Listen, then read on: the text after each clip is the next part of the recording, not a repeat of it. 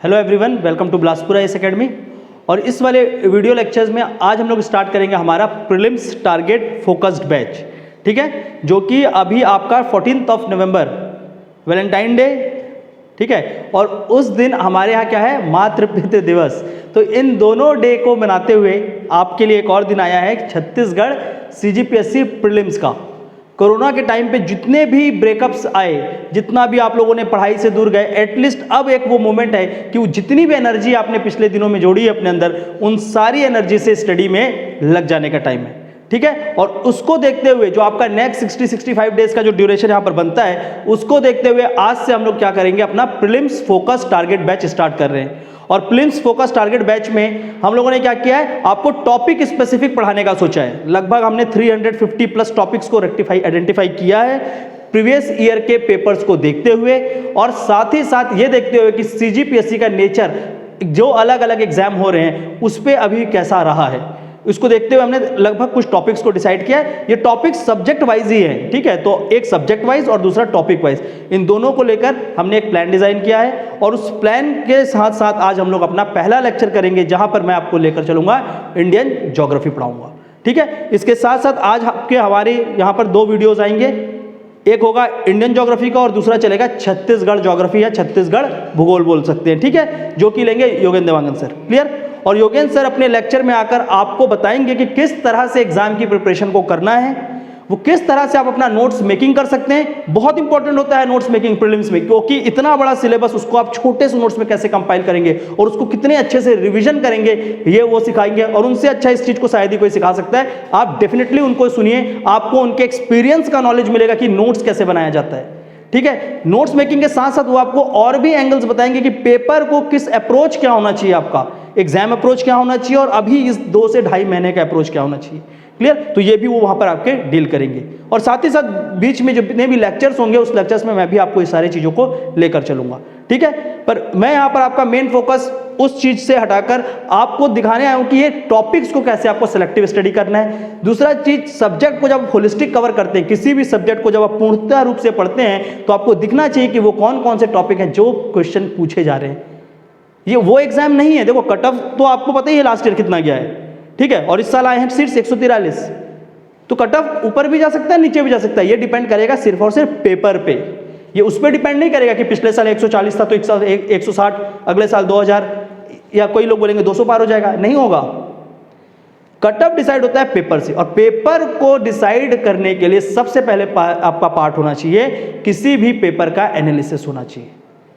और उसके लिए आपको क्या करना होगा, विगत वर्षों के क्वेश्चन पेपर को उठाकर सब्जेक्ट को समझना होगा, पहला चीज। दूसरा चीज आपकी स्टडी का पार्ट होगा, कोई भी सब्जेक्ट आप पढ़ो, उस सब्जेक्ट में क्या पढ़ना है, इसकी अंडरस्टैंडिंग बहुत इंपॉर्टेंट है, ठीक है। तो आज हम लोग यहां पर क्या चालू कर रहे हैं, भारत का भूगोल, इंडियन ज्योग्राफी, और उसको पहले हम लोग समझते हैं। देखिए यहां पर मैंने कुछ लिख कर रखा है पहले से आप लोगों को समझाने के लिए कि इंडियन ज्योग्राफी को समझेंगे, और साथ ही साथ सीजीपीएससी के जो पेपर्स है, मैं सारे पेपर्स को इंक्लूड नहीं कर रहा हूं, सीजीपीएससी के जो पिछले 5 वर्षों के पेपर हैं, 2015 से लेकर 2019 तक जितने भी क्वेश्चन पूछे गए, उसके हिसाब से हम इस सिलेबस को समझते हैं। अगर आप प्रीलिम्स का सिलेबस डाउनलोड करके देखेंगे तो वहां लिखा होगा भारत का भूगोल, उससे आपको क्या समझ आएगा, कुछ समझ नहीं आएगा। सीजीपीएससी के प्रीलिम्स में वही क्वेश्चन पूछा जाता है, या उसी सेक्शन को टच करते हैं जो सीजीपीएससी मेंस में है, और उसके साथ साथ 1-2 एक्स्ट्रा टॉपिक पूछे जाते हैं। सीजीपीएससी मेंस का सिलेबस उठाएंगे, वहां पर भारत की ज्योग्राफी, जब इंडियन ज्योग्राफी देखेंगे, भारत का भूगोल, तो वहां पर ट्राइब नहीं लिखा हुआ है, जनजाति नहीं लिखा हुआ है, पर वो मेंस में पूछते हैं। मेंस में नहीं लिखा है, पर उसको क्या करते हैं, प्रीलिम्स में पूछा जाता है, ठीक है। तो ऐसे भी कुछ सेक्शन हैं, उसको समझने का सबसे अच्छा तरीका है हम लोग पेपर एनालिसिस पहले करते हैं, ठीक है। पहले इस लेक्चर में हम लोग पेपर को थोड़ा सा समझते हैं, कैसे क्वेश्चन बनते हैं, किस तरह से आपको पढ़ना है, और कौन कौन से सेक्शन को टच करना है इंडियन ज्योग्राफी के अंदर, ठीक है। इंडियन ज्योग्राफी के अगर सेक्शन को देखते हैं, भारत का भूगोल को अगर हम लोग अच्छे से समझेंगे, तो भूगोल को हम लोग क्या करेंगे, 3 भागों में व्यवस्थित करेंगे, और दिखेगा हमको कि क्या होता है। एक है आपका भौतिक भूगोल, फिजिकल डिवीजन, दूसरा होता है आर्थिक भूगोल, जिसको हम बोलते हैं इकोनॉमिक ज्योग्राफी, और तीसरा होता है मानव भूगोल, ठीक है, ह्यूमन ज्योग्राफी। इसके साथ साथ ज्योग्राफी के और बहुत सारे खंड हैं, ठीक है। और भूगोल में ही इंक्लूड होता है, अगर देखा जाए एक प्रकार से, तो पर्यावरण विज्ञान, आपका एनवायरमेंटल साइंस, पर उसको मैं आपका एक अलग सब्जेक्ट लेके चलूंगा, क्योंकि क्वेश्चन का नेचर दोनों में अलग अलग दिख रहा है। अगर भूगोल और पर्यावरण को मिलाएंगे तो सीजीपीएससी में काफ़ी अच्छा क्वेश्चन बनता है, वहाँ से लगभग 15 क्वेश्चन के करीब जाते हैं। पर यहाँ पर इस लेक्चर में केवल भूगोल की बात करते हैं, पर्यावरण को अलग से देखेंगे और कुछ कॉमन टॉपिक है दोनों में, उसको लेकर चलेंगे। ठीक है, तो भूगोल का आपको 3 खंड समझ आया होगा। अब देखो इन 3 खंड को मैंने इसलिए क्यों बांटा है, क्योंकि आपको पेपर समझाया जा सके कि क्वेश्चन आपको पढ़ना कैसे है। हार्ड वर्क करना है, हार्ड वर्क तो डेफिनेटली करना है। दिन में 15 घंटे नहीं पढ़ोगे कुछ नहीं होगा। 14-15 मतलब एक्चुअली 15 घंटे बहुत ज़्यादा मैं बोल रहा हूँ, लेकिन 15 तो कोई भी नहीं पढ़ सकता। पर आपको टारगेट रखना है कि हाँ इतने समय में, जब मैं 15 घंटा बोल रहा हूँ, इस 15 घंटे में आपको उस जगह पे होना है जहाँ पर बैठ के आप पढ़ाई करते हैं।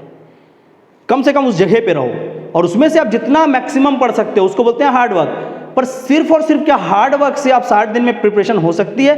तो आपको सोचना पड़ेगा कि नहीं, हार्ड वर्क के साथ साथ थोड़ा सा हमको स्मार्ट अप्रोच, एक प्लानिंग के साथ चलना पड़ेगा। और इसी प्लानिंग को देखते हुए हमने भी एक प्लानर रिलीज किया अपना, उस प्लानर को आप देख सकते हैं। वो समझाऊंगा मैं आपको प्लानर इस लेक्चर के एंड में। ठीक है, एक वीडियो के साथ प्लानर के बारे में भी समझाएंगे, पर यहाँ पर हम लोग भूगोल को समझते हैं। देखो तो भूगोल को हम 3 खंडों में बांटते हैं और भूगोल के जो टॉपिक को देखते हैं तो टॉपिक में क्या दिया हुआ आपका, पहला भौतिक विभाजन, फिजिकल डिवीजन। फिजिकल ज्योग्राफी के अंदर पहला क्या है, भौतिक विभाजन। इसके बाद भूगार्भिक संरचनाएं। भूगार्भिक संरचना में क्या होती है, चट्टान। ठीक है, तो कहीं ना कहीं उन्हीं चट्टान क्या होते हैं, चट्टान खनिजों, जब खनिज उसके अंदर एकत्रित होते हैं तो उससे क्या बनता है, चट्टान। Rock is a aggregate of minerals. ठीक है, तो वही मिनरल्स से आपको क्या मिलेगा, इस रॉक से ही आपको मिनरल्स। क्लियर। और साथ ही साथ इसी मिट्टी का जब क्या होगा, क्षरण और अपर्दन, इरोजन और डिपोजिशन, तो उससे क्या बनती है, मृदा, सॉइल। ठीक है, तो फिजिकल ज्योग्राफी आपका विभाजन, रॉक, सॉइल और ड्रेनेज, जो कि क्या है आपका अपवाह तंत्र। और इसके साथ साथ एक टॉपिक है आपका यहाँ पर जलवायु, और जलवायु के साथ साथ क्या है आपका वन और वनस्पति, फॉरेस्ट एंड वेजिटेशन। देखो इस सेक्शन को आप पढ़ते हो और इसी को बोलकर जाते हो कि हमने ज्योग्राफी पढ़ लिया। यही होता है ना मोस्टली कि आपने हिमालय को पढ़ लिया, खूब भौतिक विभाजन को खूब पढ़ लेते हैं, हिमालय यहाँ पर है, ये नदी वहाँ बहती है, सारा खूब पढ़ लिया। पर क्या इसमें ज़्यादा फोकस करने से सीजीपीएससी का एग्जाम क्लियर हो जाएगा? क्या सीजीपीएससी का यहाँ पर झुकाव है? समझते हैं कि भौतिक विभाजन से पिछले वर्ष किस तरह से क्वेश्चन पूछे गए हैं। ठीक है, अब अगर भौतिक विभाजन को पकड़ेंगे तो वहाँ पर मैं आपको दिखाता हूँ। लास्ट ईयर अगर भौतिक विभाजन में देखेंगे तो एक क्वेश्चन आप चेरापूंजी पकड़ सकते हैं कि ये पूछा गया था। वो भी आप तब जब आप क्या करते हैं, भौतिक विभाजन कोई आपको उस तरह से पढ़ाए। ठीक है, नहीं तो ये क्या होगा, मैप बेस्ड क्वेश्चन होगा। तो सीजीपीएससी में ज्योग्राफी की ये 3 खंड के साथ मैंने चौथा खंड अलग से लिखा है, मैप बेस्ड क्वेश्चन। ठीक है, 2019 6 क्वेश्चन आए थे। इस 6 क्वेश्चन में से देखो चेरापूंजी 1, ठीक है, साइलेंट वैली, शांत घाटी जो केरल में है 2, बकिंगम कैनाल 3 क्वेश्चन 6 में से क्या था, मैप पे था। इसमें देखो, ठीक है, इसमें भी देखेंगे तो आपका क्या होगा, जमशेदपुर वाला क्वेश्चन थोड़ा सा क्या था, उद्योग के प्रति पूछा गया था। देख अभी बताऊंगा मैं आपको किस तरह से उसको बनाया गया था। ठीक है, तो यहां पर भी अगर आप देखते हैं तो कहीं ना कहीं मैप की ओर झुकाव कहां पर गया, सुंदरबन जब पूछा उसने। ठीक है, सुंदरबन आपका मैप बेस्ड नॉलेज था। ठीक है, इसके बाद अगर हम लोग इसमें देखते हैं, ये जो 2017 का पेपर है, तो यहां पर मैप से क्वेश्चन में आप देखो, यहां क्या दिख रहा है, कोडाई कनाल दिख रहा है। अगर आप मैप का अच्छा नॉलेज हो तो आपसे बनेगा। अगर मैप की अच्छी स्टडी की है तो क्या बनेगा, राष्ट्रीय जलमार्ग, वाटरवेज ऑफ इंडिया। अगर मैप की अच्छी स्टडी आपने किया है तो इसमें से आपका और क्या बन जाता, ये 2 क्वेश्चन यहां पर डायरेक्ट जो मैप से पूछे गए थे। ठीक है, बाकी भी आपको समझ आएगा लेकिन मैप बेस समझो। इसमें देखो, अगर यहां पर भी आपने मैप को अच्छे से पढ़ा है तो इससे आपको क्या पूछा गया था, जैसे कि आपका हो गया खेतरी माइन। ठीक है, और गोविंद वल्लभ पंत सागर डैम ये कहां पर है, ये जलाशय कहां पर है, ये पूछा गया था। तो मैप बेस्ड क्वेश्चन 2015 में भी इसी तरह से क्या हो रहा है, मैप बेस्ड क्वेश्चन। ये जो पेट्रोलियम पूछा था कि सबसे ज्यादा प्रोडक्शन कहां है और उसके बाद किस क्षेत्र में मिलता है। तो कहीं ना कहीं आपको क्या करना होगा, मैप बेस्ड स्टडी करनी होगी। पहला चीज ये आप नहीं छोड़ सकते अगर आपको ज्योग्राफी का पेपर सॉल्व करना है तो। ठीक है, और ये मैप बेस्ड स्टडी किसका करना जरूरी है, ये भौतिक विभाजन का। जब भौतिक विभाजन को आप पढ़ेंगे तो थ्योरी ऐसा नहीं पढ़ लेना कि बस हो गया कि हम हिमालय ऐसे से उससे, उसको बहुत अच्छे से मैप में पढ़ना पड़ेगा। एक एक क्षेत्रों को मैप में बहुत अच्छे से प्लॉट करोगे तब जाकर ज्योग्राफी का वो वाला सेक्शन बनेगा। ठीक है, तो मैप बेस्ड स्टडी आपका प्राइम होना चाहिए जब आप सीजीपीएससी को कर रहे हैं। ये बहुत इंपॉर्टेंट है ज्योग्राफी के लिए कि आपका जो भी मैप बेस्ड स्टडी है वो बहुत अच्छे से क्लियर हो। ठीक है। इसीलिए लेक्चर्स में मैंने क्या प्लान किया है, जो आपका लेक्चर 1 से लेकर लेक्चर 11 हर दिन मैं आपको 10-10 मैप एंट्री देता चलूंगा, और लगभग उस 10-10 मैप एंट्री में हम लोग कितने कर जाएंगे, 100 एंट्री कर जाएंगे, 100-110 एंट्री के करीब कर जाएंगे। और उसको आपको रिवीजन भी यहाँ पर पहले दिन मैं आपको दूंगा, आप घर पे रिवाइज करेंगे, दूसरे दिन यहाँ पर आकर मैं उस मैप को बनाकर बताऊंगा ये यहाँ पर है, ठीक है। आप चेक करेंगे कि आपने सही किया है, फिर नया 10 एंट्री लेंगे। इससे क्या होगा कि इस स्टडी प्लान से कि आप मैप सिर्फ और सिर्फ आप खुद मैप में देख कर आ रहे हैं, उसको प्लॉट कर रहे हैं मेरे से, फिर आप उसको देख रहे हैं, तो वो मैप का वो पॉइंट्स आपको याद रह जाएगा और एग्जाम में वो क्वेश्चन आएगा तो आप डायरेक्ट मार के आओगे। क्लियर। तो मैप का प्रैक्टिस हम लोग क्या करेंगे, हर दिन करेंगे, लगभग 100 एंट्री 110 एंट्री, उससे ज़्यादा नहीं लगेगा आपको, ठीक है, और वो बहुत अच्छे से याद हो जाएगा।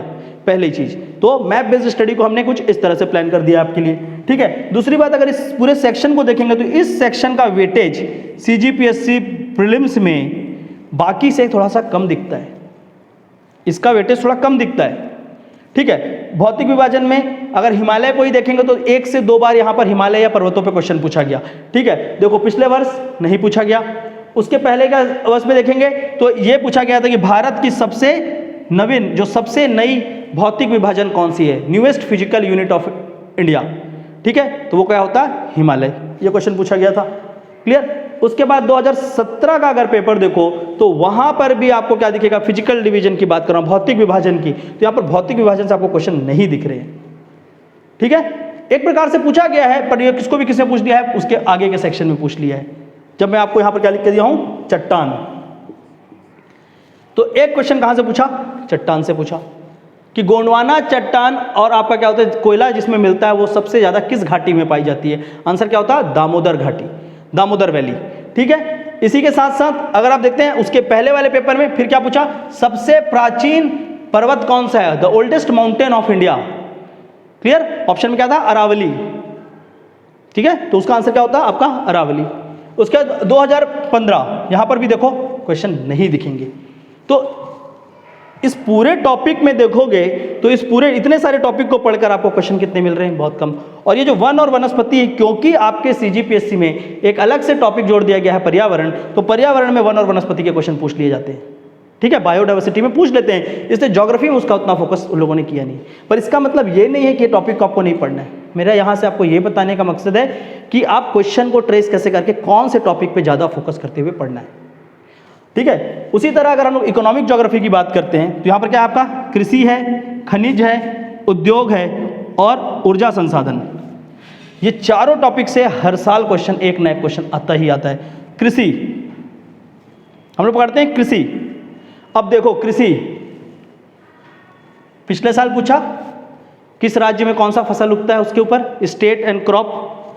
2018 सबसे ज्यादा सोयाबीन का प्रोडक्शन कौन करता है, क्रॉप ही है ना, कृषि का क्वेश्चन है। 2017 में आप क्वेश्चन यहां पर देखेंगे, यहां फिर पूछा सबसे ज्यादा उत्पादन कहां पर किसका होता है, ठीक है। 2016 में देखो क्या पूछा है, नील क्रांति, कृषि के अंदर ही पढ़ते हैं, नील क्रांति को हम कृषि में ही पढ़ते हैं, और उस साल भी आपका क्या पूछा गया था, एक क्वेश्चन कृषि में। तो इससे आप सीधा देख सकते हो कि छत्तीसगढ़ PSC में कृषि से क्वेश्चन डेफिनेटली पूछा जाता है।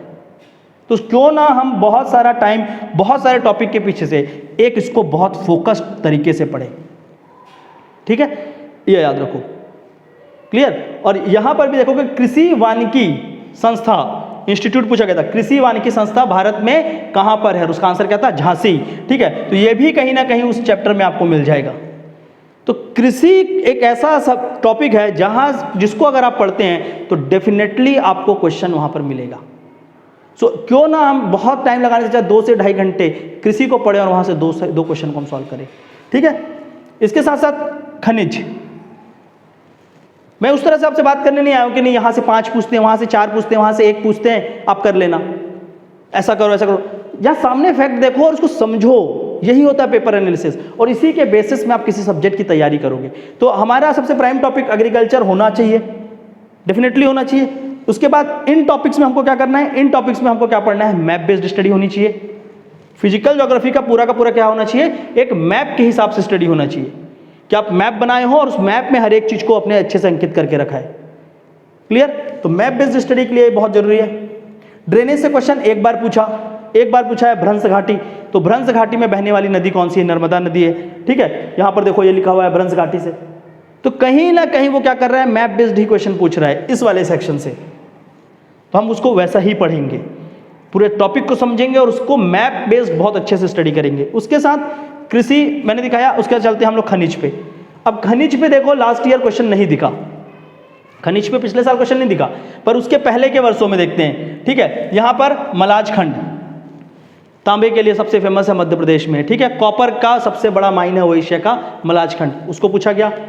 2017 में देखो पूछा था भारत में आयरन ओर सबसे ज्यादा कहां पर मिलता है, उसके ऊपर क्वेश्चन था। और साथ ही क्या होता है, गोंडवाना चट्टान, और इससे आपको क्या मिलेगा, कोयला खनिज। ठीक है, उसके पहले 2016 ये देखो खेतरी, सिल्वर के लिए फेमस है खेतरी। ठीक है, और उसके पहले देखो फिर माइन यहां पर मिनरल के अंदर ही आता है आपका पेट्रोलियम को भी पूछा। तो मैं इसलिए आपको बोल रहा हूं कि इसको आपका मैप बेस्ड है, लेकिन यहां पे फोकस रख के पढ़ाई करना, क्वेश्चन बनेगा डेफिनेटली, इससे क्वेश्चन पूछे जाते हैं, इससे हर साल पूछे जाते हैं। इंडस्ट्री में चलते हैं, इंडस्ट्री में जाएंगे तो पिछले साल नहीं दिखने को मिला, पर उसके पहले देखेंगे तो इंडस्ट्री के पार्ट में देखो जमशेदपुर पूछा। ठीक है, ऐसा कौन सा स्टील उद्योग है भारत का, आयरन एंड स्टील माइंस है, जो कि रेलवे की पटरी के ऊपर बना हुआ है, ना कि कोयले को देखते हुए, ना कि आयरन ओर को देखते हुए, मतलब खनिज आधारित नहीं है वो, क्या है, रेलवे लाइन पे आधारित है। वो कौन सा था, जमशेदपुर। इंडस्ट्री से क्वेश्चन। इंडस्ट्रियल डेवलपमेंट में हम लोग देखेंगे कि भारत में अलग अलग इंडस्ट्री को डेवलपमेंट करने के लिए आपके क्या है, पूरे के पूरे सागर जोड़ो परियोजना चल रहा है, ताकि आपका इंडस्ट्री और अच्छा हो सके। ठीक है, सागरमाला क्लियर दिख रहा है यहाँ पर। ठीक है, एक ये चीज दिख रहा है। इसके साथ साथ आप देखो यहाँ पर ये जो तीसरा सेक्शन है, ये इस साल नहीं पूछा गया, बट इसमें भी देखेंगे तो आपका क्वेश्चन। तो इंडस्ट्री भी क्या हो रहा है, एक एक साल छोड़कर कुछ इस तरह से दिख रहा है, पर ये दोनों चैप्टर आपका एग्रीकल्चर और मिनरल हर साल देखने को मिल रहा है। तो इस बार भी इंडस्ट्री का प्रॉबिलिटी है। इंडस्ट्री को 2-3 तरीके से, पिछले साल इंडस्ट्री को इसलिए नहीं पूछा क्योंकि भारत में नए इंडस्ट्री बने थे, मतलब आपका जो PSUs हैं, ठीक है, महारत्न, तो महारत्न में बदलाव हुआ था और महारत्न पे एक क्वेश्चन पूछा गया था। ठीक है, पर मैं उसको इकोनॉमिक्स में क्लासीफाई करूंगा, जानबूझकर यहाँ नहीं घुसाऊंगा। तो इसलिए हो सकता है कि इंडस्ट्री में उस पर एक क्वेश्चन नहीं आया, नहीं तो इंडस्ट्री पे एक क्वेश्चन बनता। समझ आ रहा है। इसके साथ साथ चलते हैं इधर ऊर्जा संसाधन। ये ऊर्जा संसाधन वो टॉपिक है जो कि एनर्जी रिसोर्स, जो कि आपके इंडियन ज्योग्राफी में भी है और साथ ही साथ आपके पर्यावरण में भी है। इन दोनों में ये टॉपिक है, इसलिए हर साल यहां से क्वेश्चन पूछना डेफिनेटली फिक्स है। ठीक है, उसको मैं आपका कुछ क्वेश्चंस जो थोड़ा सा मेरे को लगते हैं पर्यावरण के नेचर के, उसको पर्यावरण बताऊंगा, और जो लगते हैं कि यहाँ पर है उसको देखते हैं। जैसे कि यहाँ पर क्या पूछा था, नवीन ऊर्जा इसमें से कौन सा है, पूछा गया था। ठीक है, कोयला वगैरह दिया होता ऑप्शन में। सेम ऊर्जा के संसाधन पे देखो क्वेश्चन पूछा, पेट्रोलियम पे क्वेश्चन पूछा। तो कहीं ना कहीं ऊर्जा संसाधन भी आपका क्या है, एक बहुत फेमस टॉपिक है, क्योंकि यहाँ पर हर साल क्वेश्चन पूछे ही जाते हैं। ठीक है, तो ये तो क्या है, ये 3 टॉपिक ऐसे हैं जहाँ पर हर साल क्वेश्चन आएंगे।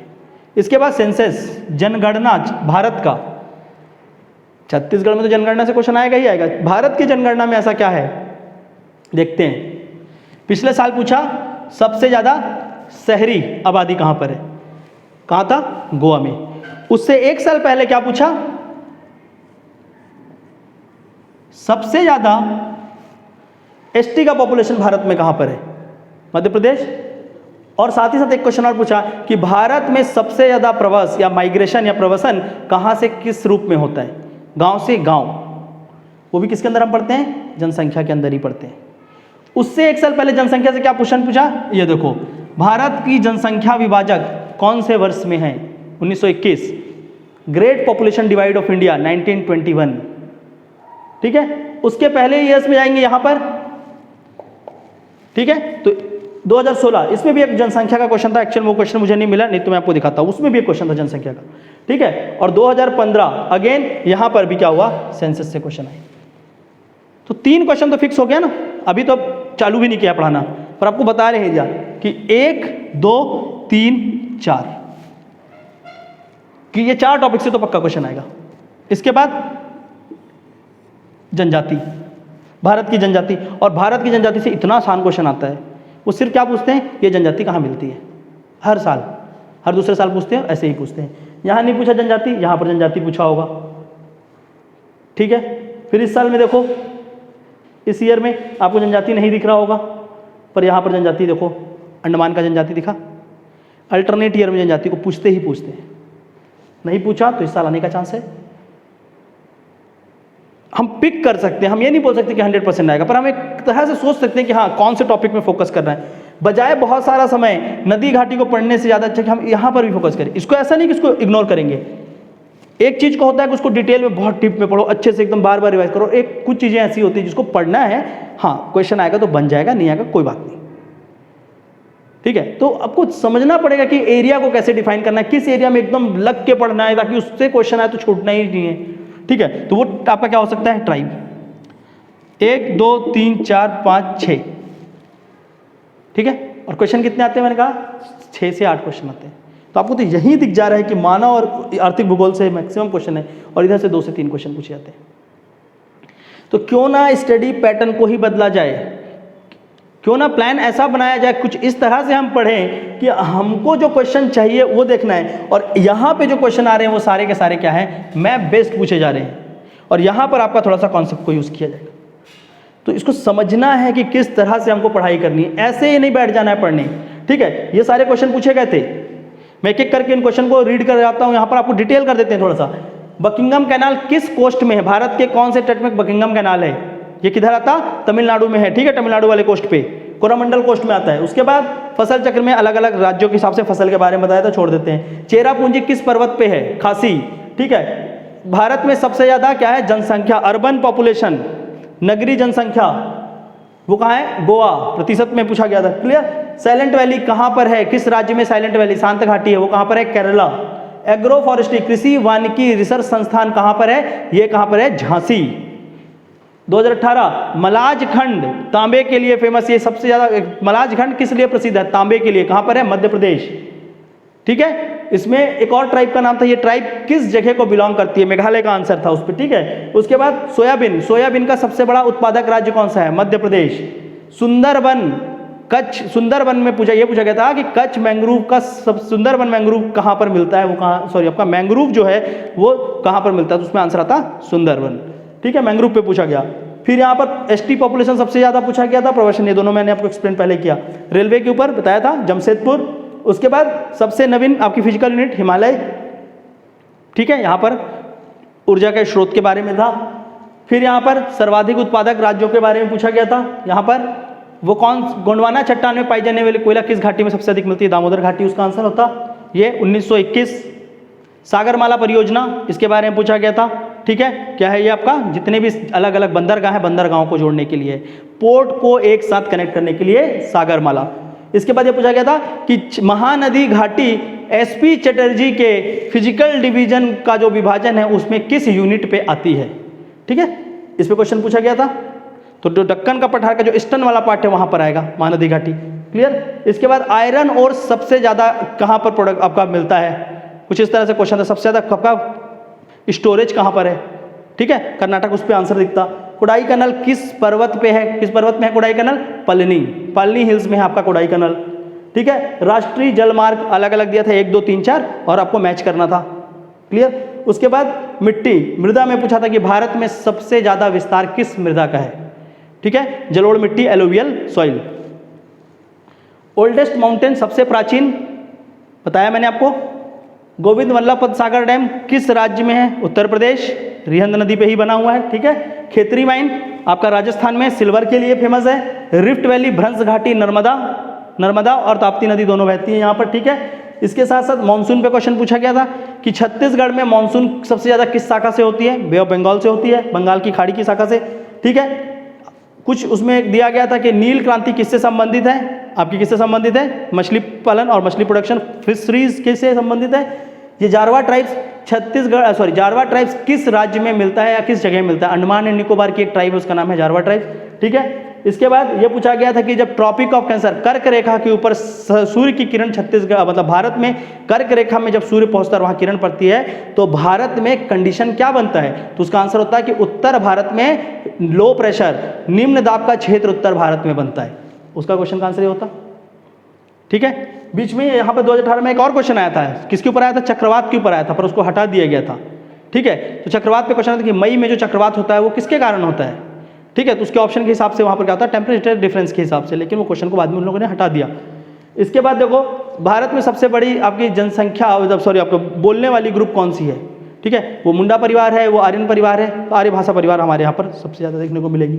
इसके साथ साथ सबसे ज़्यादा आपका पेट्रोलियम का प्रोडक्शन किस जगह पे होता है, उस पर्टिकुलर वर्ष के हिसाब से पूछा गया था, ठीक है, तो उस वर्ष का कोई डेटा आया होगा उसके हिसाब से होगा, नहीं तो आपका क्या होगा, बॉम्बे हाई, सबसे ज़्यादा वहीं से प्रोडक्शन होता है, ठीक है। फिर सेंसस, उस साल फिर सेंसस से क्वेश्चन पूछा था, अब वो क्वेश्चन एक्चुअल में मुझे मिला नहीं, एक्चुअल में एक क्वेश्चन मैंने देखा था लेकिन उसको मैंने यहाँ पर नोट डाउन नहीं किया है, अभी मुझे भी रिकॉल नहीं हो रहा है, बट हाँ एक क्वेश्चन फिर सेंसस से आया और फिर से क्या पूछा गया, नवीन ऊर्जा के स्रोतों के बारे में, ठीक है। तो जब आप भूगोल को पढ़ेंगे खासकर प्रीलिम्स के लिए, मैं इसलिए इस तरह से रेक्टिफाई कर रहा हूँ, नहीं तो मैं उनमें से नहीं हूँ जो आपको क्या करते हैं क्लासीफाई करके पढ़ाएंगे कि आज 2 टॉपिक पढ़ लो 4 टॉपिक पढ़ लो, मैं उनमें से हूँ ही नहीं, मैं बहुत डिटेल में हर एक चीज़ को लेकर चलता हूँ। बट अभी प्रीलिम्स को हमको समझना पड़ेगा कि ज्योग्राफी को 10 दिन के अंदर उस तरह से हम पढ़ें कि हमको 10 से 12 क्वेश्चन जो ज्योग्राफी के अगर आते हैं तो वो सॉल्व होंगे, और आप मेरे साथ वर्क करिए, मैं आपको बिलीव दिलाता हूँ यहाँ से मैं डेफिनेटली आपका वो 10 का 10 क्वेश्चन सही कराऊंगा। एक आध क्वेश्चन नोट के बाहर भी जाएगा, लेकिन आप क्या करोगे, उस चीज़ को पर्टिकुलर पिक करके मार दोगे आंसर। पढ़ना ऐसा है, जब भी आप पढ़ते हो तो आप एक चीज याद रखो, फैक्ट रटना नहीं है, पढ़ो कुछ ऐसा कि वो चारों ऑप्शन का आपको नॉलेज हो। अगर जिस दिन आपको चारों ऑप्शन का नॉलेज होगा आप डेफिनेटली निकालोगे एग्जाम, पर आपको अगर ऐसा होता है कि सिर्फ वही आंसर पता है जो आंसर है, बाकी ऑप्शन के बारे में नॉलेज नहीं है, तो आप कंफ्यूज होते हो। तो हम पढ़ेंगे भी ऐसे ही, ठीक है, और इस वे में चलेंगे। तो एक तो पार्ट होगा आपका हमेशा कि हम मैप पढ़ते हुए चलेंगे ताकि मैप बेस्ड क्वेश्चन ना छूटे आपका छूटे, ठीक है। तो जब हम लेक्चर लेंगे, अभी चालू भी किया है, तो इस लेक्चर्स में अब किस तरह से लेक्चर का प्लान होगा वो थोड़ा सा मैं आपको बता रहा हूँ। लेक्चर प्लान हमारा प्लान नहीं, मैं इस लेक्चर के प्लान बता रहा हूँ कि लेक्चर आज से ही स्टार्ट हो रहा है, तो इसमें हम लोग क्या क्या करने चल रहे हैं। इस लेक्चर का अगर देखोगे और इस स्टडी को देखोगे तो इसके 3 पार्ट हैं, क्लियर।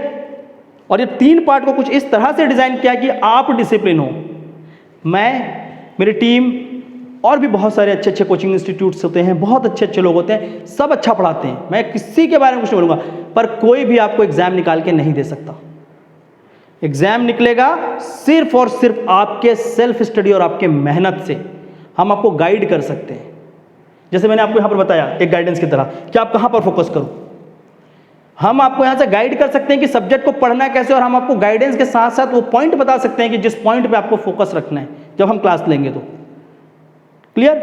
क्योंकि आप पहली बार बुक पढ़ोगे तो हो सकता है आपसे चीज़ें स्किप हो, पर यहाँ से डेफिनेटली यहाँ पर ब्लैक बोर्ड पे लिखा हुआ एक एक चीज़ आपके लिए इंपॉर्टेंट होगा जब यहाँ पर आपको पढ़ाना चालू किया जाएगा। तो उस चीज़ को प्लान करते हुए लेक्चर को 3 भाग में डिवाइड किया गया है, और इस लेक्चर के 3 भाग में कुछ इस तरह से होगा। एक होगा आपका, इसको हम बोलते हैं होमवर्क, ठीक है। अब ये होमवर्क ऐसा नहीं है कि आपको एकदम बर्डन कर दिया मैंने, ये होमवर्क कुछ इस तरह से आपको मैं दूंगा कि आप जाकर इसको पॉजिटिव वे में अपने वहाँ पर वर्क करेंगे टेबल के ऊपर बैठ के, तो इससे आपको एक आउटकम मिलेगा।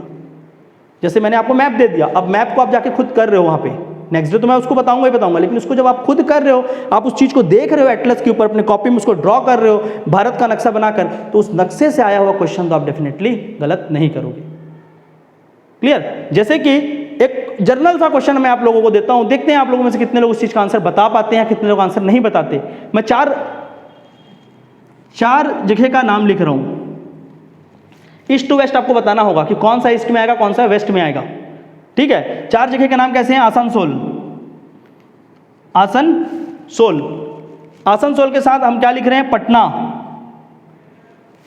क्लियर। पटना के बाद में आपका तीसरा शहर का, एक और शहर का नाम लिख रहा हूं, मिर्जापुर। अरे मिर्जापुर तो आजकल चल रहा है, गुड्डू भैया का शहर है ये, है ना, देख ही रहे होगे आप लोग। अब थोड़ा गुड्डू भैया से बाहर रख के अपने आप के लिए कर लो, ठीक है। तो मिर्जापुर, पटना, आसनसोल, और चौथे शहर का नाम मैं यहां पर लिख रहा हूं, जबलपुर। बिना बुक देखे, बिना एटलस देखे, यहीं पर आप कमेंट करके बताइए कि ईस्ट से आपके पूर्व से पश्चिम की ओर चारों को जमा कर दिखाइए। इसी से पता चल जाएगा कि आपने कितने अच्छे से मैप की स्टडी की है, क्या भारत के नक्शे को पहचानते हो कम से कम, कहाँ से बना है, पूर्व से पश्चिम की ओर। तो इस तरह से आपको स्टडी करना पड़ेगा थोड़ा सा, क्योंकि क्वेश्चन का नेचर ऐसा है। इसका मतलब ये नहीं कि आपको हर एक शहर का नाम मैं रटवा रहा हूँ, ये कर रहा हूँ, वो नहीं। एग्जाम के लिए वो 11 लेक्चर में आपका वो भी सब्जेक्ट को मैंने डिवाइड कर रखा है कि एक दिन हम लोग माउंटेन के दर्रे वगैरह को देखेंगे, साथ ही साथ हम क्या देखेंगे, सारा का सारा जितने माउंटेन पासेस हैं, दर्रे हैं, उनको देखेंगे। उसके साथ साथ हम क्या करेंगे, जितने भी important multipurpose river valley project हैं, जितने भी डैम हैं, जलाशय हैं, उनके बारे में पढ़ेंगे। हम देखेंगे भारत के अनेक झीलों के बारे में देखेंगे, ताकि अलग अलग टॉपिक का क्या बन जाए, एक एक आपका मैप शीट बन जाए, जिसको आप पलटा के एग्जाम के पहले जा सको कि हाँ ये इस राज्य में आता है, क्योंकि पीएससी ऐसा क्वेश्चन पूछता है। ठीक है, तो उसको ध्यान रखना है। तो एक लेक्चर का एक पार्ट जाएगा ये वाला, जो कि आपकी सेल्फ स्टडी होगी घर पे। इसको आप करोगे 2 से 3 घंटे में। ठीक है, ये 2 से 3 घंटा लेगा। सिर्फ और सिर्फ मैप नहीं, बहुत सारी चीज़ों को आपको दिया जाएगा ताकि आप उसको करो। हम पढ़ाएंगे लेकिन आप करो उसको, क्लियर? तब उसको करोगे तो आपको और अच्छा रहेगा। इसके बाद एक होता है आपका लेक्चर नोट्स और लेक्चर का पार्ट, जो आपको यहाँ पर क्लास की वीडियोस मिलेंगे, और इस वीडियोस को आप देखोगे और उस वीडियोस से आप क्या करोगे, अपने नोट्स बनाते हुए चलोगे। वीडियोस से आप क्या करोगे, अपने नोट्स वगैरह को मैनेज करोगे। जो भी किताब आप पढ़ते हैं उस किताब को हम वैसे अपनी तरफ से भी कुछ किताब बता देंगे। ठीक है, और जो आप पढ़ते हैं अभी बदलने की ज़रूरत नहीं है। अभी मैं यहाँ से ये नहीं बोलूँगा कि आप एक नया नोट्स बनाओ, आप एक अलग से अपना किताब बदल लो। ठीक है, नोट्स किस तरह से बनाना है वो योगेंद्र सर आपको बताएंगे, जो अभी भी बनाओगे आप प्री के लिए। और किताबों को मैं अब यहाँ पर आपके ऊपर इम्पोज नहीं करूँगा कि आप यही वाला किताब पढ़ो। आप जिस किताब को पढ़ना चाहते हैं आप पढ़िए, पर टॉपिक इसी को पढ़िए। टॉपिक यही पढ़ना जो मैं आपको टॉपिक बोल रहा हूँ, आप किताब कुछ भी पढ़ो, सब चल जाएगा। ठीक है, तो लेक्चर का एक पार्ट होगा जो हम यहाँ पर आपको आगे पढ़ाएंगे, एक होगा आपका सेल्फ स्टडी का पार्ट, और एक तीसरा पार्ट आपके लिए यहाँ पर है जिसको हम बोलते हैं टेस्ट। तो इस तरह से हमने क्या किया, लेक्चर के ये 3 हिस्सों पे हमने लेक्चर को डिवाइड किया। और ये टेस्ट आप जो देते हैं, साथ ही साथ आपके साथ यहाँ पर क्या होगा, जो भी टॉपिक पढ़ाया जाएगा उसके रिगार्डिंग कुछ क्वेश्चन के डिस्कशन भी हम लेके चलेंगे, ताकि आपका क्वेश्चन प्रैक्टिस भी हो, आपका लेक्चर के नोट्स भी आपके साथ हो, और साथ ही साथ होमवर्क भी हो। और अलग से हमारा जो हमने बताया 60 डेज प्लानर टेस्ट सीरीज है, वो आप लोगों के लिए है। तो आप लोग क्या कर सकते हैं, लेक्चर के साथ डेली उसको सिंक कर सकते हैं। ठीक है, तो ये तो था कि इंडियन ज्योग्राफी में हमको पढ़ना क्या क्या है, और लेक्चर में हम आपको इंडियन ज्योग्राफी को किस तरह से पढ़ाएंगे। ठीक है, आज मैं आपको बहुत सारा टॉपिक नहीं, छोटी मोटी एक आध टॉपिक के बारे में ही बात कर रहे हैं। डे 1 हम लोग कल से स्टार्ट करेंगे, जो टॉपिक के हिसाब से हम स्टार्ट करेंगे आज, लेकिन फिर भी कुछ बेसिक्स मैं आपको बताता हूँ, स्पेशली आपके मैप के रिगार्डिंग। ठीक है, थोड़ा सा देखते हैं, उसके बाद एक वीडियो में छोटा सा आपके लिए बनाऊंगा, बिकॉज बहुत सारे लोग हमसे जुड़ना चाह रहे हैं, फ़ोन आ रहा है, सर प्लानर समझा दो, प्लानर समझा दो। तो डेफिनेटली मैं आपको एक वीडियो 10 से 15 मिनट का बनाकर उसमें प्लानर को पूरा का पूरा डिटेल करूंगा। अभी इसके बाद ही कर देंगे आपके लिए, पर पहले इसको आप लोग देख लीजिए। इसके बाद आपको एक प्लानर का वीडियो देंगे कि प्रोग्राम कैसा है और प्रोग्राम में क्या क्या चीज़ें होने वाली है। ठीक है, तो चलिए थोड़ा सा हम लोग इंडियन ज्योग्राफी को स्टार्ट करते हैं। ठीक है, और इंडियन ज्योग्राफी का सिलेबस यहाँ पे लिखा हुआ है आपके पास सामने कि ज्योग्राफी का सिलेबस क्या है, क्वेश्चन कैसे पूछे गए हैं वो भी मैंने आपको बता दिया, और किस किस सेक्शन में हम लोगों को फोकस करना है। ठीक है, भले कि लेक्चर स्टार्ट कल से हो रहा है, पर आज आपको पहले मैं तो कुछ होमवर्क्स दे रहा हूँ, लिखना चालू करिए और इस सारे काम को आज ही करना है। आज के लिए कल मत टाल देना, कल 64 दिन बचेगा, 65 नहीं बचेगा, और डेफिनेटली एग्जाम उस डेट पे होगा। याद रखना कि पिछला 1 साल कैसा बीता है, आगे लाइफ में और वैसे कितने साल आ जाएंगे। तो इस 41 जितने भी दिन बचे हैं, 60 दिन, इसको एकदम दिल से कर लो। मत सोचो कितना पोस्ट है, बढ़ेगा नहीं बढ़ेगा, क्या होगा कैसे होगा। सिर्फ और सिर्फ एक चीज सोचना है कि पोस्ट कितना भी कम हो, कुछ भी हो, हमको पढ़ना है, और पढ़ेंगे बाद में देखेंगे कि क्या होता है। तब पढ़ोगे तो एग्जाम निकलेगा। मैं ऐसा नहीं बोलना चाहता कि नहीं आप ये कर लो वो कर, मैं डेफिनेटली आपको बोल रहा हूं, आप पढ़ोगे आप एग्जाम निकाल जाओगे, और गाइड हम करेंगे यहाँ से। डेफिनेटली आपका हर एक क्वेश्चन आपको दिखेगा कि कहीं ना कहीं डिस्कशन किया गया था लेक्चर के ऊपर, और उस लेक्चर को अगर हम अच्छे से फॉलो करते तो बनता हमसे क्वेश्चन।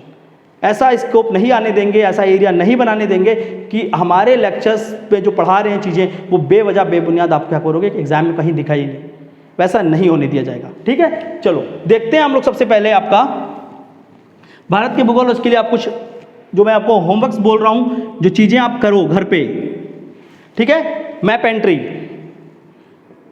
मैप के लिए कुछ एंट्री मैं आपको लिखवा रहा हूँ। इस एंट्री को आज क्या करना है आप लोगों को, सबसे पहले भारत का एक नक्शा, या देख के बनाओ हाथ से या खरीद के लाओ, कैसे भी, लेकिन नक्शा कैसे भी बने, कैसे ही बने। पहला काम क्या करोगे, भारत का एक नक्शा बनाओगे।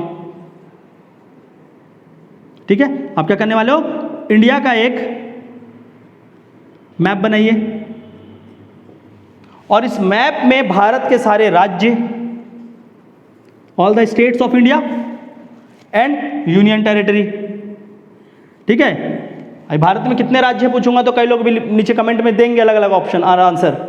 ठीक है, प्लीज भारत में कितने राज्य हैं, राज्यों में अभी परिवर्तन हुआ है जम्मू कश्मीर बनने के बाद। ठीक है, और साथ ही साथ आपके जो क्या है केंद्र शासित प्रदेश यूनियन टेरिटरी वो भी चेंज हो गए हैं। अच्छे से मैप में देखो कि भारत के सबसे उत्तर में लद्दाख आता है कि जम्मू कश्मीर आता है, भारत के सबसे दक्षिण में केरला आता है कि तमिलनाडु आता है। इसमें गलती कर जाते हैं लोग, देखा है मैंने। ठीक है, और क्या भारत की सबसे दक्षिण बिंदु तमिलनाडु में आती है, केरला में आती है कि अंडमान एंड निकोबार में आती है? समझ आ रहा है? तो पहले तो आप इसको अच्छे से आज करिए ये चीज। इसके साथ साथ भारत में दो प्रमुख रेखाओं को पढ़ना मैप के लिए। ठीक है, ये दो प्रमुख रेखाएं कौन कौन सी है? एक है कर्क रेखा, ठीक है, tropic of cancer, cancer line. कैसे पढ़ना है इसको कि कर्क रेखा किन किन राज्यों से गुजरती है, कुल कितने राज्यों से, 3 क्वेश्चन का आंसर लिखेंगे यहां पर। कितने राज्यों से गुजरती है, किन किन राज्यों से गुजरती है, और कर्क रेखा से सबसे करीब भारत के किस राज्य की राजधानी है। जितने भी राज्यों से गुजरती है सबकी राजधानी वहां पर आसपास होगी, तो सबसे नजदीक किस राज्य की राजधानी है? क्या वो ऐजवाल है, ठीक है, क्या वो आपका भोपाल है कि रायपुर है? कौन सी राजधानी सबसे नजदीक है कर्क रेखा से? एक ये याद करिए। ठीक है, इसके साथ जो दूसरी इंपॉर्टेंट रेखाओं को आप पढ़ोगे उस रेखा का नाम क्या है? भारत मानक रेखा और भारतीय मानक रेखा, Indian standard timeline, IST, Indian standard timeline, Bharat मानक रेखा, जिस कितने डिग्री में आता है? 82.5 डिग्री, 82.5 डिग्री। कर्क रेखा कितना है? 23.5 डिग्री। अभी सारा पढ़ाऊंगा मैं आपको कॉन्सेप्ट, लेकिन आपको पहले मैप बता रहे हैं। ठीक है, कि मैप में आपको क्या करते हुए चलना हो, फिर मैं आपको क्या पढ़ाऊंगा वो एक अलग चीज है। क्लियर? ये जो बेसिक है, मैप को स्टार्ट किया अभी अपने, ठीक है, होमवर्क पे। तो आप क्या करोगे, मैप में राज्य कितने हैं, केंद्र शासित प्रदेश कितने हैं, कर्क रेखा से कौन कौन से राज्य गुजरते हैं, भारत मानक रेखा किस किस राज्यों से गुजरता है और कौन कौन से शहर इसमें आते हैं, इसको देखिए। ठीक है, इसके साथ अब चलते हैं, भारत में दूसरा चीज भी है, समुद्र है ना। तो समुद्र में क्या है, अलग अलग जो समुद्र क्या में क्या है, जैसे अंडमान और निकोबार को अलग कौन करता है, लक्षद्वीप के अलग अलग आइलैंड को, लक्षद्वीप और कारावती और उसके नीचे मालदीव को कौन सा अलग करता है। तो जितने भी इंपॉर्टेंट चैनल हैं, 8 डिग्री, 9 डिग्री, 10 डिग्री, पहले लिख लो यहीं पर, 8 degree channel, 9 degree channel, 10 degree channel और डंकन पास। ठीक है, एक और क्या है, डंकन पैसेज। इनको भी ये आप लोगों के लिए पहले इसको करोगे, फिर कल मैं बताऊंगा भी, ऐसा नहीं कि मैंने आपके ऊपर छोड़ दिया। और जो आपको यूट्यूब अभी आपको लगता है कि आंसर पता, यहाँ भी दे दो। ठीक है, नीचे आप कमेंट में भी आंसर कर सकते हैं। 8 डिग्री, 9 डिग्री, 10 डिग्री, ये तीनों चैनल और साथ ही साथ डंकन पैसेज। ये मैप क्या करना है आपको, एक शीट उठाओ, ये जो शीट आपके पास होगा, ठीक है, इस शीट के पीछे भी स्पेस होता है या साइड में भी होता है, उसमें आप क्या करोगे, डे 1 मैप वर्क, एंट्री यहां पर लिख लो, कौन कौन सी एंट्री मैंने बताया है, 1 2 3 4 5 6 7 8 9 10, यहां पर आपका मैप होगा।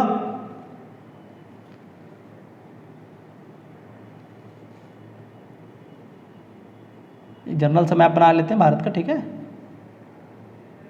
ठीक है, यहां पर आपका मैप होगा और यहां पर आपकी एंट्री होगी, यहां पर लिख लेना और यहां पर नंबर डाल देना, 1 2 ड्रॉ करके रख लेना।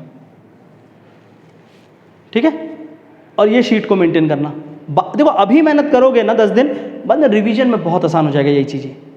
ठीक है, तो अब इसको करते हुए चलना साथ में कि डे 1 की एंट्री में क्या क्या करना है आपको, सारे राज्यों का एक बार देख लेना है, कौन कौन सा राज्य कहां पर है, कैसा है। यूनियन टेरिटरी को, भारत का राज्यों में क्या करना है, सबसे बड़ा राज्य कौन सा है, टॉप 3 देख लो, सबसे बड़ा राज्य भारत का कौन सा, उसके बाद कौन सा, उसके बाद कौन सा है, सबसे छोटा राज्य कौन सा है। ठीक है, केंद्र शासित प्रदेश में सबसे बड़ा केंद्र शासित प्रदेश कौन सा है, सबसे छोटा केंद्र शासित प्रदेश कौन सा है। क्लियर? छत्तीसगढ़ किन किन राज्यों से छोटा है, ये भी एक चीज देख सकते हो। मैंने कहा है आपको होमवर्क मिलेगा और इसको करना ही पड़ेगा आपको, और साथ साथ हम लेक्चर में आपको यहां पर लेकर चलेंगे।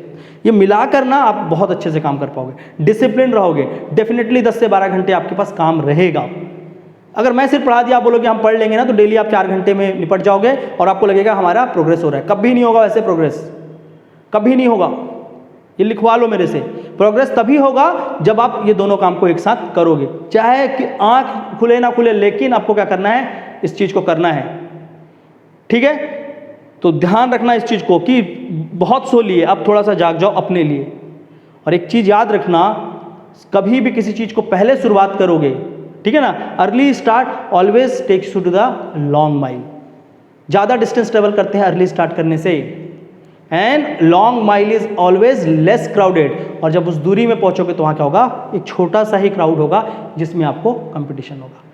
आज से लगोगे तो डेफिनेटली इस चीज के साथ और अपने चीजों के साथ, तो आप मान कर रखोगे 15 जनवरी के अराउंड, 15 या 20 जनवरी के अराउंड आपका सिलेबस भी खत्म होगा, आपके द्वारा वो पढ़ा हुआ सिलेबस होगा, यहाँ से हमारा पढ़ाया हुआ सिलेबस होगा, और इवन आपको रिवीजन का टाइम भी मिलेगा कि आप 3 से 4 बार रिवीजन कर पाओ। और हमारा प्लान है कि आपको कम से कम 5 टाइम्स या 4 टाइम्स रिवीजन के साथ जाना है, क्योंकि सीजीपीएससी बहुत फैक्चुअल नेचर है, 140 145 कट ऑफ जा रहा है, तो आपको उस फैक्ट में एक एक चीज याद होना चाहिए। इसलिए हमने टेस्ट भी इंक्लूड कर दिया आपके साथ, यहाँ पर हम आपको होमवर्क्स भी इंक्लूड कर दिए और लेक्चर भी इंक्लूड कर दिए, ताकि आप कहीं पर भटक ना पाए। ठीक है, हमारा मोटिव यह है कि आपको हम भटकने ना दें, आपको सिर्फ और सिर्फ एग्जाम पे लगा के रखें। ठीक है, तो याद रखना ये दोनों एंट्री को याद रखिए। चलिए इसके बाद और एंट्री लेते हैं। ठीक है, एंट्री नंबर 3, पहला एंट्री क्या है, राज्य और उसके बाद ये कुछ पॉइंट्स दिया है मैंने, आप उसके बाद क्या करोगे, कर्क रेखा और भारत मानक रेखा, इसको भी ड्रॉ करोगे। क्लियर। इसके बाद भारत के बॉर्डर, ठीक है, तो भारत में जो भी आपकी क्या लग रही हैं, सीमाएं लग रही हैं, तो भारत में 2 तरह की सीमा बनेगी, 2 तरह की सीमा होती हैं। एक को क्या बोलते हैं, आपका लैंड बॉर्डर, जो आपका जमीन पे लग रहा है, ठीक है, या भू सीमा बोल सकते हैं, लैंड बॉर्डर। और दूसरा क्या होता है, मरीन बॉर्डर, समुद्री। ठीक है, तो समुद्र पे जो आपकी सीमाएं लग रही हैं, ठीक है, तो यहां पर लैंड बॉर्डर और दूसरा क्या होगा, मरीन या समुद्री सीमाएं। इसमें क्या करना है आपको, ये भी सुनिए कि भारत से कौन कौन से देश लैंड बॉर्डर बनाते हैं। ठीक है, वो सारे देशों के नाम। सबसे बड़ा बॉर्डर कौन बनाता है, बांग्लादेश। ठीक है, चाइना, उसके बाद फिर पाकिस्तान। तो आपको देखना है कि ऊपर से नीचे एक क्रम में उसको व्यवस्थित करेंगे अपने इसी शीट पे। ठीक है, और उसके साथ साथ क्या करेंगे, समुद्र में भारत किस किस के साथ बॉर्डर बनाता है, किसके साथ बनाता है, इंडोनेशिया के सुमात्रा आइलैंड के साथ बनाएगा, थाईलैंड के साथ बनाएगा। जब ये सब आप भूल जाओगे, ये सब आपको समझ नहीं आएगा कि बना रहे हैं कि नहीं। इधर किससे बनेगा, बांग्लादेश से बनेगा कि नहीं, वो देखो वहाँ लैंड बॉर्डर दिखेगा। समुद्री सीमाएं नीचे देखो मालदीव से बन रहा है कि नहीं। तो अलग अलग जिसके साथ हमारी समुद्री सीमाएं बनेंगी उनको भी देखो। और इसमें 2 चीज याद रखना कि लैंड बॉर्डर का टोटल लेंथ, करो याद मत करो, पर जो समुद्री बॉर्डर है इसका टोटल लेंथ कितना लंबा है, 7500, क्या ये है कि नहीं, चेक करना। ठीक है, 7500 किलोमीटर है कि नहीं, अब ये देखोगे, मैंने अभी लिख दिया, बस मैं कल आपको जब पढ़ाऊंगा मैं सब कुछ पढ़ाऊंगा, पर आपका ये होमवर्क के साथ भी चलना चाहिए, क्योंकि आप जब खुद करोगे ना डेफिनेटली आप बहुत अच्छा करोगे। और एक टू शीट लेके आपको उसमें थोड़ा सा 1 घंटे का काम करना है। ठीक है, तो आपको आज क्या क्या करना है, पहली बात राज्यों के नाम, केंद्र शासित प्रदेश कौन कौन से हैं, कर्क रेखा, इंडियन स्टैंडर्ड टाइमलाइन, उसके साथ साथ ये सारे के पासेज और बॉर्डर। इसके बाद अगला चौथा, एरिया वाइज देशों के नाम।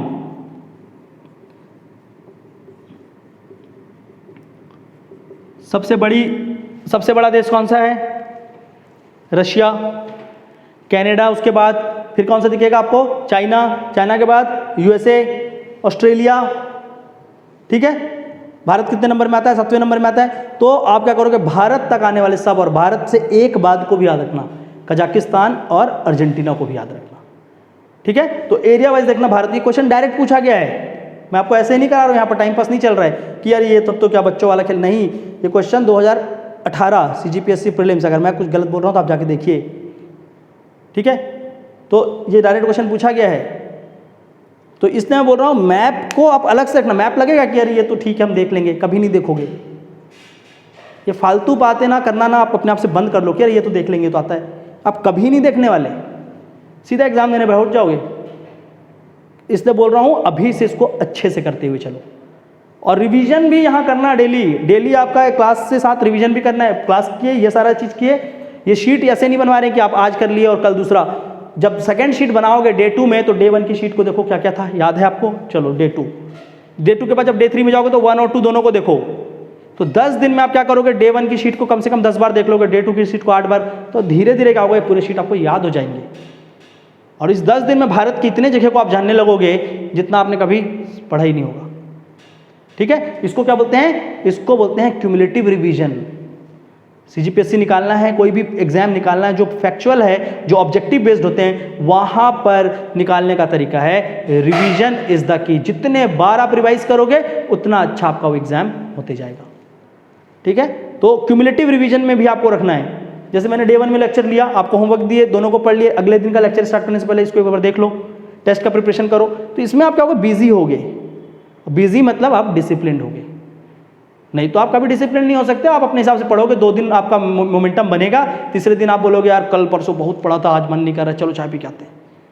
चाय पीने निकल गए, वहाँ 2-3 दोस्त मिल गए, भाई चलें क्या, एक आध बैठ जाते हैं, है ना? तो कुछ लोग जाके बैठ गए तो अगले दिन सर दर्द हो रहा है, हैंगओवर हो गया। तो एक दिन के चक्कर में 2 दिन बर्बाद हो रहा है ना। गर्ल्स का भी यही सीन है, ऐसा नहीं है कि वो अरे हम लोग तो नहीं, आप लोग भी कम नहीं हो। ठीक है, ये सब चीज़ नहीं करते होगे चलेगा, लेकिन आप लोग का भी यही होगा कि चीज़ों को टालना है। आज इतना कर ली, कल देखूंगी, मेरे से नहीं होता, मेरा सर दर्द देता है, मैं 1 घंटे ही बैठती हूँ, ये सब नहीं करना है। ये सब प्रोक्रेस्टिनेशन और एक्सक्यूज़ है। और ये लाइन को याद रखना मेरे, अगर आपको लाइफ में अपने आप के लिए ना कभी भी खड़ा होना है और चाहते हो कि आपको लोग अच्छे रिस्पेक्ट से और एक अच्छे नज़र से देखें, so never live by excuses, live with acceptance. Fail हो गए तो पीएससी की गलती है, फेल हो गए तो माँ बाप ने पढ़ने नहीं दिया, फेल हो गए तो बिलासपुर नहीं गए थे, फेल हो गए क्योंकि हम उस एग्ज़ाम में बैठे थे, हमको नहीं आता था, फेल हो गए क्योंकि माँ बाप ने पूरा संसाधन दिया था, हमने उसका दुरुपयोग किया। Leave with acceptance and not with excuses. और ये चीज़ को अगर नहीं करोगे तो वो एक्सक्यूज़ है, क्योंकि आपको पास और कोई काम नहीं होना चाहिए, सिर्फ और सिर्फ पढ़ाई होनी चाहिए। इसलिए प्लान को मैंने कुछ इस तरह से डिज़ाइन किया है ताकि आपको हम लगा के रख सकें अपने साथ और आपके साथ हम भी क्या कर सकें, कार्य कर सकें। ठीक है, तो प्लीज़ मेक श्योर आपका टेस्ट को भी आप प्रिपेयर करें, इसको भी आप प्रिपेयर करें। इससे क्या होगा, आपको बेनिफिट बहुत ज़्यादा मिलेगा। ठीक है, तो आज के लिए अभी मैं आपको बहुत कुछ नहीं पढ़ा रहा हूँ, आपको मैंने ये सारे चीज़ बताए हैं। ठीक है, कि किस तरह से आपको पढ़ना है। कल हम लोग चालू करेंगे यहाँ से अपनी स्टडी। ठीक है, एक एक करके इन सारी चीज़ों को पढ़ेंगे। और जिनको भी है कि सर डेमो लेक्चर मिलेगा, ये सारा चीज़, यार अगर डेमो देख के आप मेरे को जज कर सकते हैं, डेफिनेटली आप देखिए। बहुत सारे यूट्यूब में डेमो वीडियोज़ हैं मेरे, आप वहाँ से देख सकते हैं, यहाँ भी देख सकते हैं। मेरे को वो सब चीज़ों से कोई इशू नहीं है। ठीक है, पर आप क्या करना, लेक्चर आप ये मान के चलो कि आज से स्टार्ट हो गया है और यहाँ से काम करना शुरू कर दो। आपको वेट करना है कि नहीं हम डेमो देखेंगे, ये सारा करेंगे, आप कर सकते हो, अब मैं आपको मना नहीं कर रहा, लेकिन ये मानो कि आपकी स्टडी आज से स्टार्ट हो गई है। 4 दिन बाद मत बोलना कि सर पहले दिन का नहीं हुआ है काम, कैसे करूँ, मैं पीछे हो गया। इसलिए बोल रहा हूँ कि स्टार्ट अर्ली करो, ताकि आप क्या करोगे, स्टार्ट के साथ साथ अपने रिजल्ट भी बहुत अच्छा दे पाओ। और ये सब मत सोचना कि मेंस नहीं हुआ तो क्या प्रीलिम्स डिले हो जाएगा। एक अलग ही कहानी बना लेते हैं लोग मन में। एसीएफ का एग्जाम अगर लिया फरवरी में तो इसको पक्का दूर करेगा, तो ये सब कुछ नहीं होने वाला। ठीक है, एग्जाम उसी दिन होगा, ये मान के चलो। और अच्छी बात है कि एग्जाम ऑन टाइम हो रहा है, जिससे कि आप लोगों को आप एटलीस्ट इस एग्जाम में वापस आने का, अपने पढ़ाई के प्रति आने का एक मौका मिला है। So wish you all the best of luck and the best of preparation moment. और मेरे साथ प्रिपरेशन करेंगे आपको तो मैं थका भी देता हूँ और मैं रुला भी देता हूँ। ठीक है, तो आप रोएंगे भी और थकेंगे भी, पर ये रोना और थकना एक दिन आप डेफिनेटली बोलोगे कि सर उस दिन जितना मेहनत किए थे, उस 2 महीने या उस 60 दिन में आपके साथ जितना मेहनत किए थे, इतना मेहनत पूरे लाइफ में नहीं किए थे। ये मैं आपको यहाँ से श्योर करता हूँ। मैं आपको इस तरह से मेहनत करूँगा, इतना हम रगड़ देंगे कि आप बिल्कुल, आप जब होगा लगभग 20 दिन पहले एग्जाम से या 25 दिन पहले आप एग्जाम के लिए खड़े रहोगे। और उसके बाद सिर्फ और सिर्फ आपको क्या करना है, चीज़ों को 10 से 12 बार रिवाइज करना है। ठीक है, तो इन सारे चीज़ों के लिए जो भी मैंने आपको बताया है, आज मैं आपको टाइम देता हूँ। कई लोगों को पेन खरीदना होगा, कई लोग ऐसे कंबल में घुस के भी मेरे को देख रहे होंगे, खोल भाई कंबल, भाग जल्दी लेके आना है, सर बोले हैं।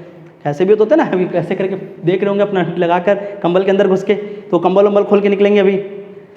ठीक है, तो आपको जो करना है आज आप करो, अपने मटेरियल लाओ, इस चीज़ को एटलीस्ट छोटा सा काम दिया इसको कंप्लीट करो, और कल से बिल्कुल धूल वूल साफ करो, टेबल के ऊपर खींचो गंदा वाला कपड़ा, और क्या करना है वहाँ पर पढ़ने के लिए हमको बैठना है। ठीक है, तो अब कोई एक्सक्यूज़ नहीं होगा, no excuse prelims focused study. ठीक है, आपको जैसे मोटिवेट हो सकते हैं आप अपने आप को मोटिवेट रखिए, मोटिवेट करिए, सेल्फ मोटिवेशन से ज़्यादा कुछ नहीं होता। पर डेफिनेटली यहाँ से मैं लेक्चर ले रहा हूँ तो आपके 60 के 60 दिन मैं आपके सामने होऊंगा, कुछ ना कुछ आपके लिए डेफिनेटली होगा जिससे आप क्या करोगे, पढ़ाई में निरंतर बने रहोगे। ठीक है, तो again wish you all a very best of luck for the preparation. Exam के लिए हम लोग बाद में इसके बारे में बात करेंगे। Thank you all.